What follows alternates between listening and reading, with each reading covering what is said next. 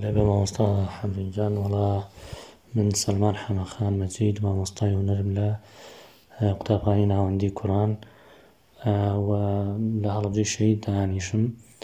اینجا من سەرەتا کە بەشداریام خولەم کرد لە ڕاستیە خوێندنەوە و قسەکردن و نووسین و ئەوانەم زۆر باش نەبوو. اینجا خوێندنەوەم تۆزێک باشتر بوو لە شتەکان تێگەشتم، بەڵام قسەکردن و گوێگرتن و ئەوانم باش نەبووە. بەڵام ئێستا لەم کۆرسەیە هەستەکەم بەرەو پێشچوونم بەخۆوە بینیوە لە ڕاستیە، جایوای سەرکەوتنیش بۆیەوە ئەخوازم وە لە ڕووی کواڵیتی و باشی کۆرسەکەەوە، یعنی زۆر کواڵیتی باشە، من زۆر سوودم لێ بینیوە.